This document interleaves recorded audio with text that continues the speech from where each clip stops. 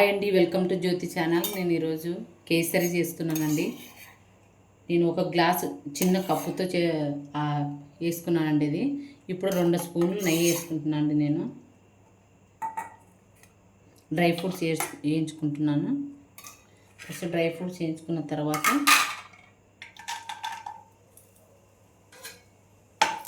కొంచెం బాగా ఎర్రగా వరకు కొంచెం వేయించుకోవాలండి.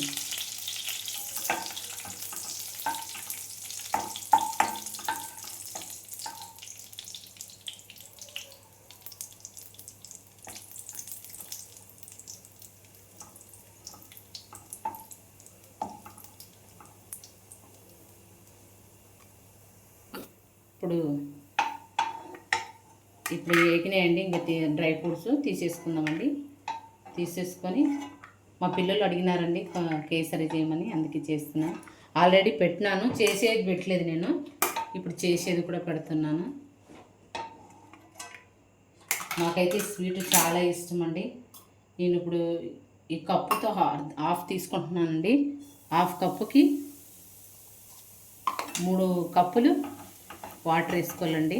బాగా ఎంచుకోవాలి. మంచి వాసన వస్తుంది వేగిన తర్వాత. ఇది బాగా వేగిన తర్వాత మంచి స్మెల్ వస్తుందండి. ఇది కొంచెం బాగా వేయించుకోవాలి. ఇది ఎంత వేయించుకుంటే అంత బాగా వస్తుంది, మెత్తగా వస్తుంది. ఇప్పుడు ఇంకా బాగా ఎర్రగా వేయించుకున్నానండి. ఇది వేగింది కదా. ఆ పక్క వేడి వాటర్ పెట్టుకున్నాను. వేడి వాటర్ బాగా హాఫ్ కప్పు నేను రవ్వ వేసుకుంటే 3 హాఫ్ కప్పులు నీళ్ళు వేసుకున్నానండి. ఇది బాగా కలుపుతూ గట్టిగా అయిపోతుంది.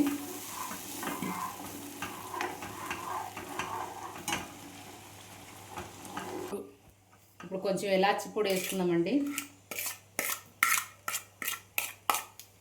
ఇలాచి పొడి వేసినాక నేను హాఫ్ కప్పు రవ్వ తీసుకున్నాను కదా, హాఫ్ కప్పు చక్కెర వేసేస్తున్నాను అండి.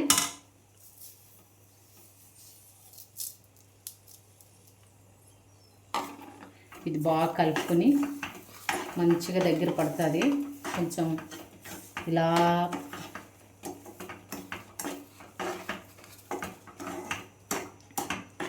అయింది కదండి. కొద్దిసేపు తర్వాత అది స్మూత్గా దగ్గర అవుతుందండి. చిటికెడు ఫుడ్ కలర్ వేసుకున్నామండి.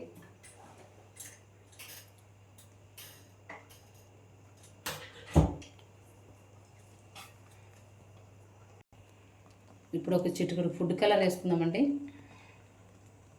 ఫుడ్ కలర్ వేసుకొని కొంచెం బాగా తిప్పుకుందాము.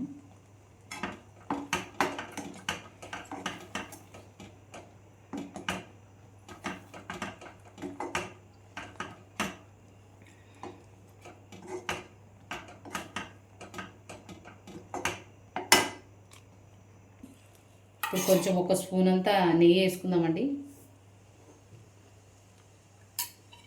ఆ తర్వాత డ్రై ఫ్రూట్స్ అండి కదా వేయించి పెట్టుకున్నాను నేను అప్పుడే. ఫస్టే బాగా ఇట్లా తిప్పుకొని అది ఇక బాండీకి అతుక్కోకుండా వస్తుందండి. ఇంకా చాలా బాగా వచ్చింది.